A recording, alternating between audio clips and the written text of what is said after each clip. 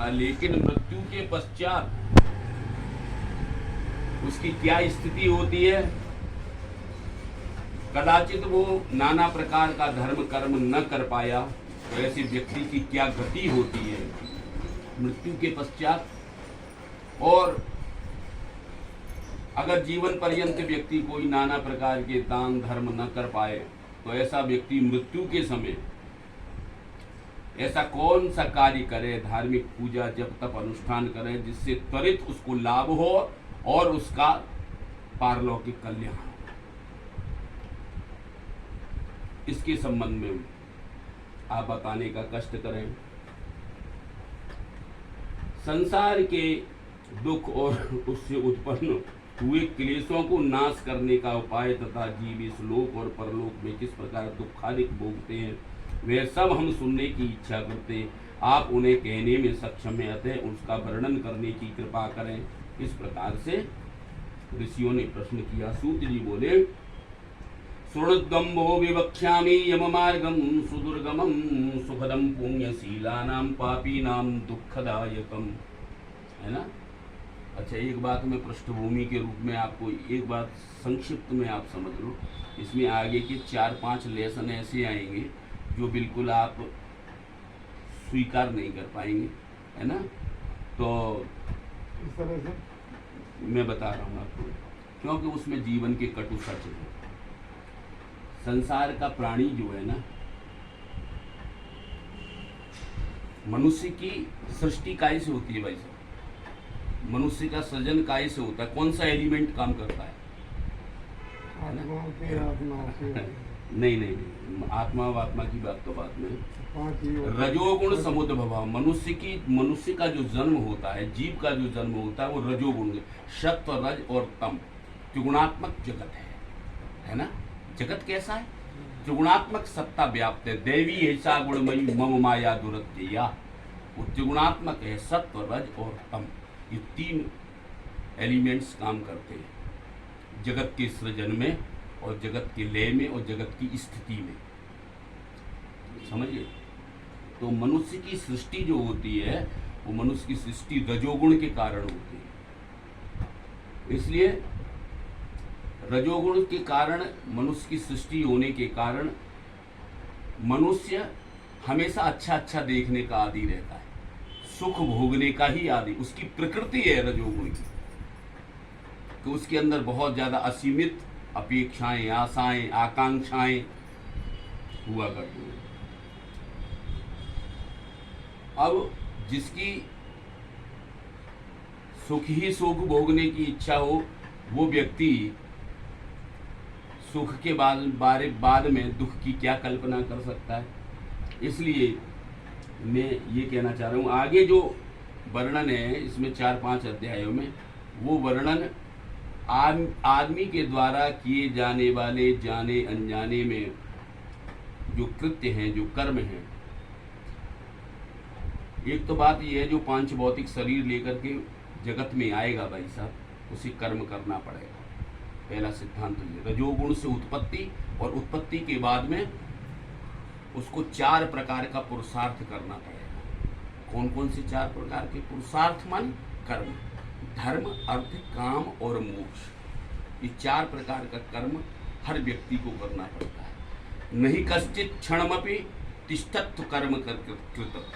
चींटी से लेकर के जो भी जगत में आपको सृष्टि दिखाई देती है, जीव मात्र की, जिसमें प्राण है, जिसमें चेतना है, उसको कर्म करना ही पड़ता है। कर्म का एक सिद्धांत है, कर्म माने आपको क्रिया में प्रवृत्त होना पड़ेगा, और क्रिया में प्रवृत्त होने का एक वैज्ञानिक सिद्धांत है कि जो आप क्रिया करेंगे उसकी प्रतिक्रिया अवश्य होगी। अब अगर आप संस्कारित हैं, कर्म के विषय में जानते हैं कि कर्म काय से कहते हैं, सत्कर्म काय से कहते हैं और बुरा कर्म काय से कहते हैं, निंदित कर्म काय से कहते हैं, तो आप उसका बढ़िया ढंग से मूल्यांकन करके कर्म में प्रवृत्त होंगे। अदरवाइज अवश्यमेव भुक्तव्यम कृतकर्म शुभाशुभ। स्लोगन सीधा दे दिया, जैसा कर्म करोगे कृतकर्म शुभाशुभ, अगर शुभ कर्म करोगे तो शुभ कर्म का शुभ फल होगा, अशुभ कर्म करोगे अशुभ का अशुभ फल प्राप्त होगा।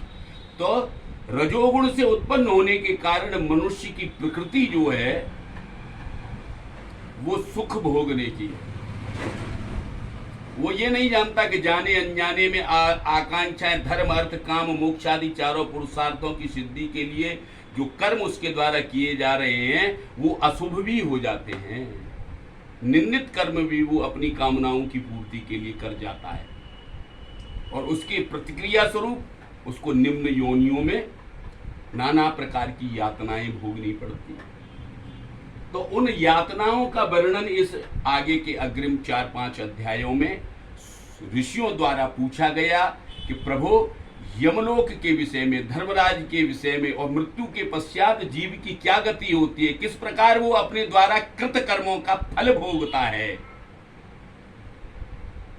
इसलिए मैं कह रहा हूं आप मनस्थिति को तैयार करके बैठो और इसको रूढ़िवादिता के रूप में ये क्या लिखा है, ये क्या लिखा नहीं, आगे चल के हाँ आगे हम ये कह रहे हैं, हम आज के, हम और आप एक ही समाज के हैं, एक ही युग के हैं, एक ही वर्ण के हैं। हम इसकी विवेचना समझें, दूसरों के लिए नहीं, ब्राह्मणों के लिए तो बड़ा एनालिटिकली स्टडी करने का विषय है ना। हम अन्वेषणात्मक अध्ययन करते हैं, कर सकते हैं हम, क्योंकि हम ब्राह्मण हैं, है ना। इसलिए कहने का तात्पर्य ये है कि आगे के 4-5 अध्यायों में इस तरीके से अगर कर्म के फल की विवेचना इसमें दी गई है तो आप उसको धैर्य रख करके, तटस्थ होकर के श्रवण मात्र करें। किंचित मात्र अगर जिज्ञासावशात प्रश्न हृदय में पैदा हो तो उसको, यद्यपि मैं उसका समाधान हल्की हल करता जाऊंगा, जहां जहां आपके मन में शंका और उसकी इच्छा होगी, जिज्ञासा होगी, समाधान करता जाऊंगा और समरी लास्ट में बता दूंगा। लेकिन सच्चाई को स्वीकार करने की मनस्थिति तैयार करके बैठना चाहिए, क्योंकि धर्म की विवेचना हमसे बहुत ऊंचे लोगों ने इन ग्रंथों को आत्म अनुसंधान करके हमारी पूंजी के रूप में हमें सौंपा है ना। इसकी उपेक्षा नहीं होनी चाहिए, इनके प्रति तिरस्कार का भाव नहीं जन्म लेना चाहिए, इनके प्रति आदर का भाव होना चाहिए। इसलिए सूत जी महाराज कहते हैं, सुणुद्गम भो विवक्ष्यामि इव मार्गम सुदुर्गमम सुखदम पुण्यशीलानाम पापीनाम दुखदायकम। साफ कह दिया उन्होंने। सूत जी कहते हैं, देखो ऋषियों, यम मार्ग के विषय में जो तुम पूछना चाहते हो वो अत्यंत दुर्गम मार्ग है, बहुत कठिन, क्लेश युक्त, कष्ट युक्त मार्ग है। लेकिन सुखदम पुण्यशीलानाम, जो पुण्यशाली लोग हैं, जिनके पास सत्कर्म की, पुण्य की पूंजी है, उनके लिए वो बहुत ज्यादा सुख प्रदान करने वाला है। और पापी नाम दुखदायकम, और जो पापी लोग हैं, जिन्होंने अपने जीवन में कभी सत्कर्म किया ही नहीं है ना, उनके लिए वो अत्यंत कष्टकारी और दुखदायक मार्ग है। यथा श्री विष्णु नाम प्रोक्तम वैनितेयाय पृच्छते तथैव कथयिष्यामि संदेह छेदनाय वा। सूत जी महाराज कहते हैं कि गरुड़ ने इस कथा का विस्तार भगवान से पूछा था। श्री विष्णु ने जिस प्रकार गरुड़ से कहा उसी प्रकार तुम्हारे संदेह को दूर करने के लिए मैं भी कहूँगा। सूत जी महाराज कहते हैं कि ये जो यम मार्ग संबंधी संवाद है, ये दरअसल जो शंका थी, वो शंका जो थी वो गरुड़ महाराज जी की थी, और उस शंका के समाधान के रूप में भगवान विष्णु ने जैसा कहा है ना, वैसा मैं आपको समझाऊंगा। गरुड़ जी ने प्रश्न किया। अब भगवान के बीच में बात, गरुड़ जी और भगवान विष्णु के बीच में संवाद होता है, और गरुड़ जी प्रश्न करते हैं कि हे प्रभो, भक्ति मार्गो बहुविध कथितो भवता मम तथा च कथिता देव भक्तानां गतिरुत्तमा। हाँ, गरुड़ जी ने प्रश्न किया कि हे देव, अनेक प्रकार के भक्ति मार्ग आपने मुझसे कहे और भक्तजनों की उत्तम गति को भी कहा है ना। अधुना श्रोतुम इच्छामि यम मार्गम भयंकरम तद भक्ति विमुखानां च तत्रैव गमनम श्रुतम। गरुड़ जी कहते हैं इस समय भयंकर यमलोक मार्ग को सुनने की इच्छा करता हूँ। आपकी भक्ति से विमुख विमुख पुरुषों का यमलोक में जाना मैंने सुना है। गरुड़ जी कहते हैं प्रभु नाना प्रकार के भक्ति मार्ग संबंधी नाना प्रकार के उपाय कथाएं जप व्रत के महात्म्य को मैंने सुना है, लेकिन प्रभु अब मैं क्या सुनना चाहता हूँ? अब मैं सुनना चाहता हूँ कि यम मार्ग कैसा है, उसके विषय में आप कुछ बताने का कष्ट करें हैं। हे भगवान आपका नाम अति सुगम है। सुगमम भगवन नाम जीवा च वसवर्तनी तथापि नरकम यान्ति दिगदिगस्तु नराधमान। गरुड़ जी जैसा पक्षीराज गरुड़ जी कहते हैं प्रभु आपका नाम अत्यंत पुनीत है, पवित्र है और लेने में सरल भी है। अच्छा जिह्वा भी सारे जीव मात्र के पास है ना, सबके इस मुख में जिह्वा भी है, फिर भी वे नरक में जाते हैं। ऐसे नराधम पुरुषों को बारंबार धिक्कार है। संसार का प्राणी अपने आप को चिल्ला चिल्ला करके कहता है हम सृष्टि की सर्वोत्कृष्ट कृति है ना, बुद्धि और विवेक रूपी अलंकार से अलंकृत होकर के अजेय हो गया है ना। 84 लाख योनियों में सर्वश्रेष्ठ योनि अपने आप को घोषित करता है भी, इसमें कोई संदेह भी नहीं है। लेकिन आश्चर्य की बात यह है कि सारे 5 कर्म इंद्रिया, 5 ज्ञानेन्द्रिया हैं, बुद्धि विवेक चित्त वृत्ति सब कुछ प्राप्त है आदमी को, फिर भी अपनी जिह्वा से भगवान के पुनीत और पवित्र नामों का स्मरण नहीं कर पाता है। जिनके नाम का स्मरण करके जो फल सतयुग द्वापर त्रेता में ऋषि महर्षियों को प्राप्त होता था, नाना प्रकार के शारीरिक कष्ट सह करके किए जाने वाले अनुष्ठानों से जो प्राप्त होता था, वह कलिकाल में भगवान के पुनीत नाम संकीर्तन से प्राप्त हो जाता। इतना पुरुषार्थ भी नहीं कर पाता, धिक्कार है ना। हाँ तथापि और नरक को भोगता है, बड़े आश्चर्य की बात। तथापि नरकम यान्ति दिगदिगस्तु नराधमान।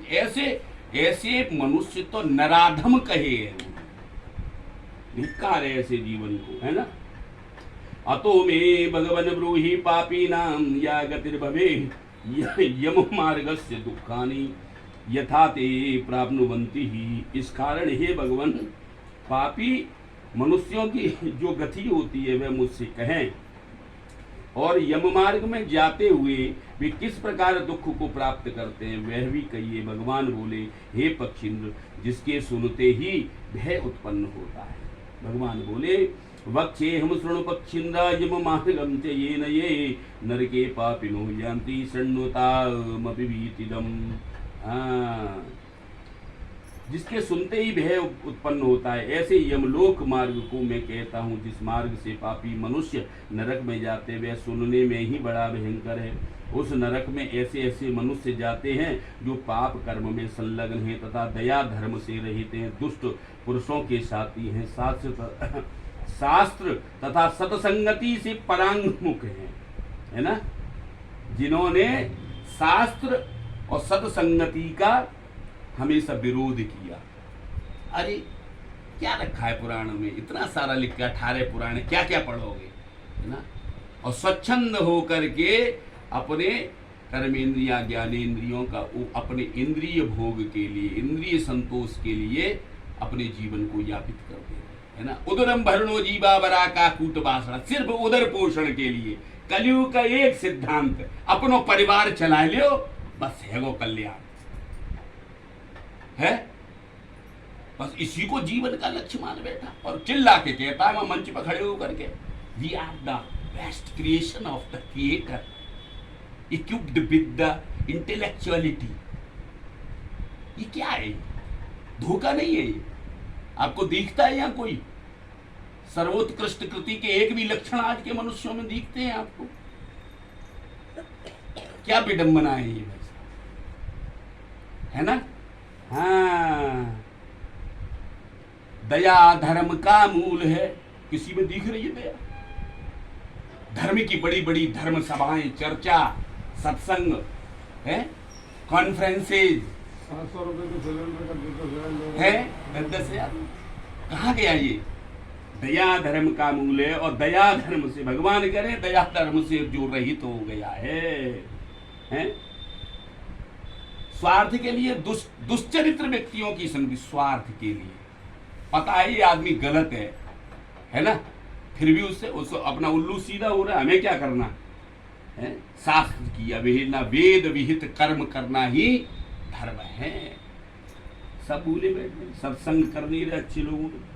हम बड़े हैं, क्या करें भगवान, हम बड़े हैं यह विचार कर ऐसे अभिमानी हैं व्यक्ति किसी को नमस्कार भी नहीं करते, धन के मद से युक्त हो आसुरी संपदा को प्राप्त होते हैं और दैवी संपदा से वर्जित रहते हैं। चित्त के चलने मात्र से विक्षिप्त हैं, मोह जाल से आच्छादित होकर के मात्र काम भोग में संलग्न हैं।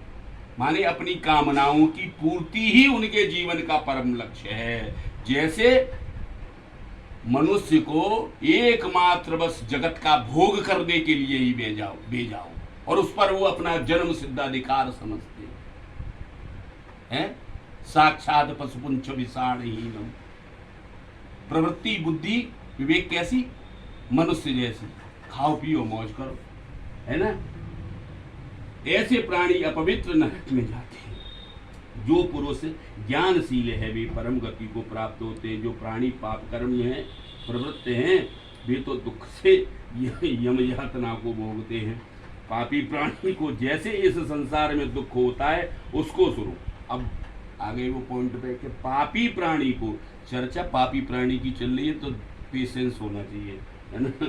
पापी प्राणी को जैसे इस संसार में दुख होता है उसको सुनो। वे मृत्यु को प्राप्त कर किस प्रकार से यमलोक को जाते हैं उसको सुनो। सुकृतम दुष्कृतम वापी भुक्ता पूर्वम यथार्जितम कर्मयोगात् तदा तस्य कश्चित् व्याधि प्रजायते। सुकृत या दुष्कृत भोग कर अर्जित कर्म के कारण, समझ गए?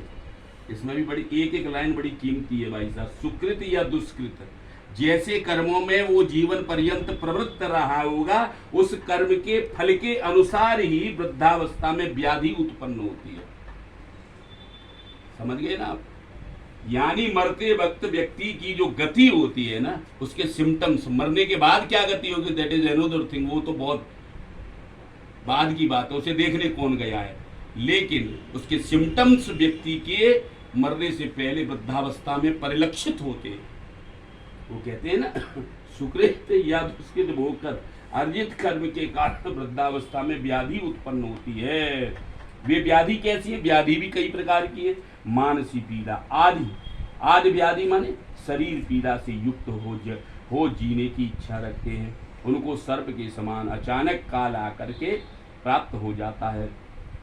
जैसे मेंढक पर सर्प दौड़ता है अंतकाल में भी उसे वैराग्य उत्पन्न नहीं होता और जिसका उसने पालन किया था वे पुत्रा ही उसका पालन करने लगते हैं और ऐसी अवस्था में उसे नेत्र से दिखता नहीं, कान से सुनाई नहीं देता, दांत गिर जाते हैं। अतएव है ऐसी अवस्था को प्राप्त हो मरणोन्मुख होते, सारी इंद्रियां जो हैं वो निष्क्रिय हो जाती हैं और पराश्रित हो जाता है वृद्धावस्था में। ये संक्षिप्त में वर्णन कर रहे हैं। स्थिति यहाँ तक आ जाती है कि अपमानित होकर के पुत्रादि से दिए हुए भोजन को कुत्ते की तरह खाता है, ये भगवान कहते हैं, है ना। अपमानित होकर के, अगर संस्कारवान हैं बच्चे वो बात अलग है, तो ससम्मान, है ना।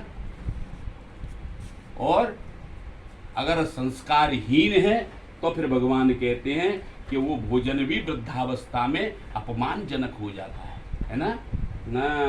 रोग युक्त है भोजन जो करता है, रोग युक्त है भोजन को जो करता है वह पचता नहीं, अल्पहारी हो जाता है एवं चलने की शक्ति भी कम हो जाती है। प्राणवायु निकलते समय आंखें उलट जाती हैं, कफ के अधिक होने से नाड़ी सब बंद सी हो जाती हैं, खांसी और श्वास के समय परिश्रम से कंठ में गुरगुर शब्द होने लगता है। उसकी चिंता से बंधुगण चारों ओर उपस्थित होते हैं। उनके मध्य में सोया हुआ वह व्यक्ति कालपास के वशीभूत होने से बोल भी नहीं पाता है ना। वैसे व्यक्ति की, साधारण व्यक्ति की ये गति है कि लास्ट टाइम पे क्या हो रहा है, ये उसका चित्र है। यावत जीवन पर्यंत कुटुंब के भरण पोषण में आसक्त चित्त और अजितेंद्रिय ऐसा पुरुष मरण समय की वेदना से मूर्छित हो बंधुजन के रोदन करते मृत्यु को प्राप्त होता है। समझ गए? सारा जीवन परिवार के पालन पोषण में जीवन की आहुति दे दी है ना, और अंत समय में अजितेंद्रिय हो बिना किसी सत्कर्म के किए हुए ही है ज्वर आदि रोगों से ग्रसित देह है ना, और कुछ बोल भी नहीं पा रहा है, कुछ कह भी नहीं पा रहा है, परिवार के लोगों के द्वारा अपमान और तिरस्कार से हृदय बीता हुआ है ना।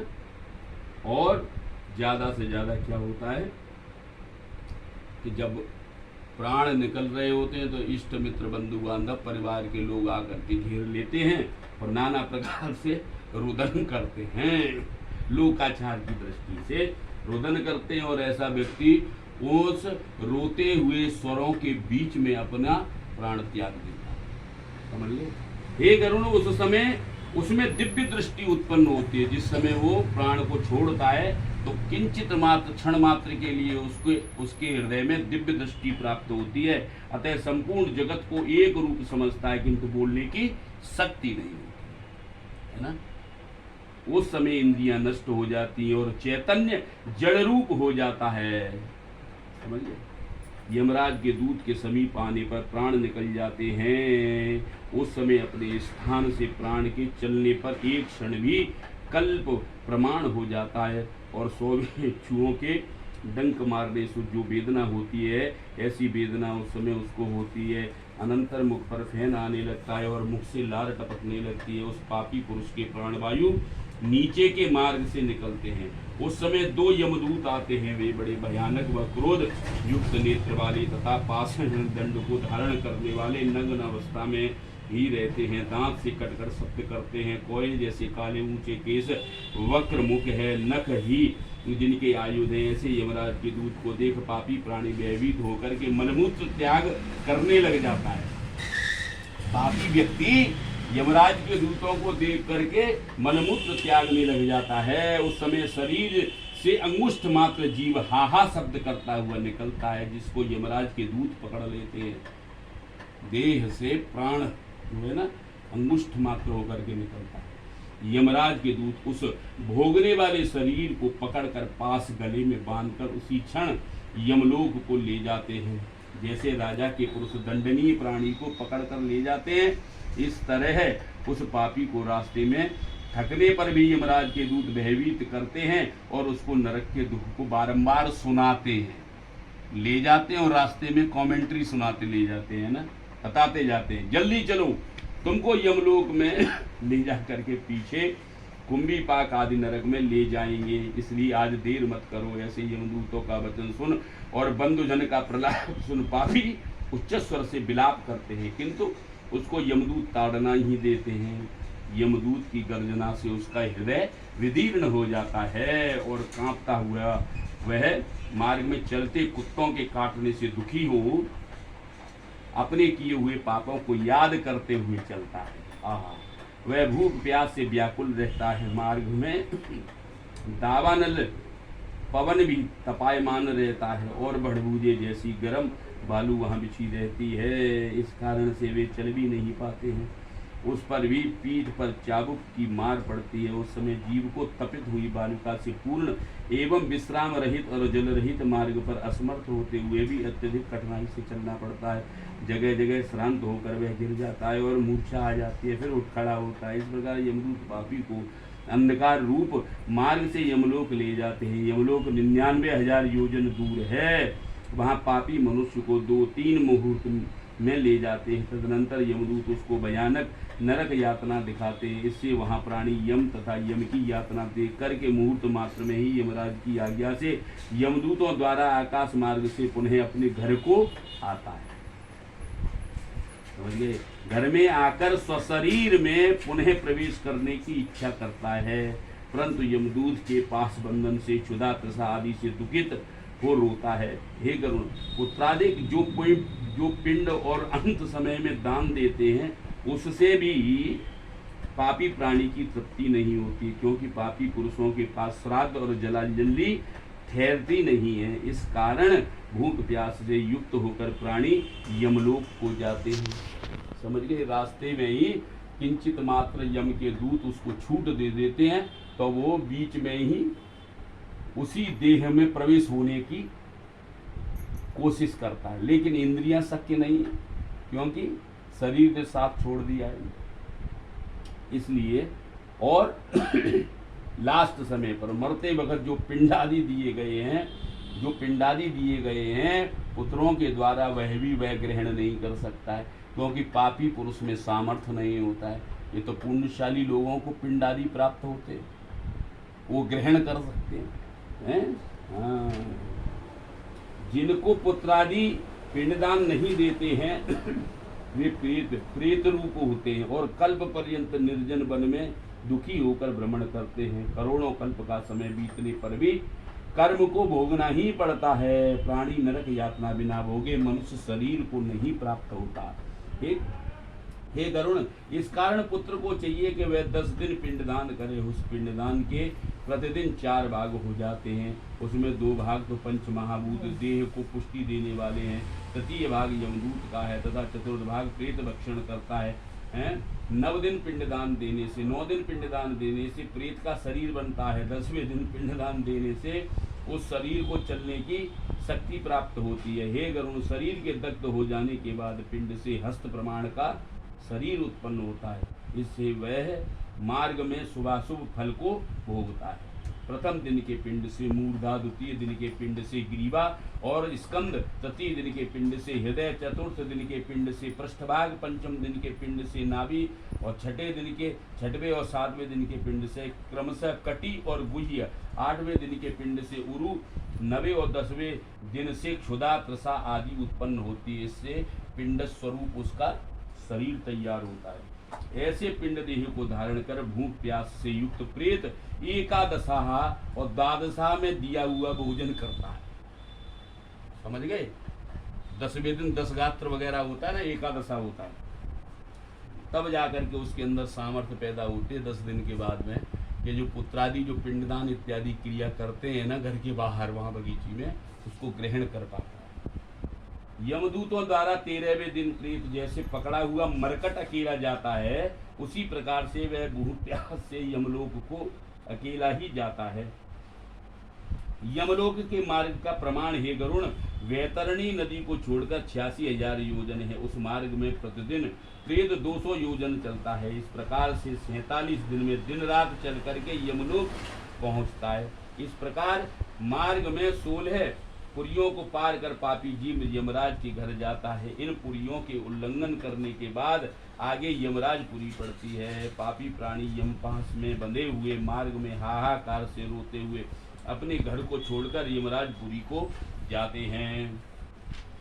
एति गरुण पुराणे सारोद्धारे पापिना में हिक मुस्मिक दुःखादि निरूपणम नाम प्रथमो अध्यायो। श्री कृष्णार्पणमस्तु। बोलो गरुण गोविंद भगवान की।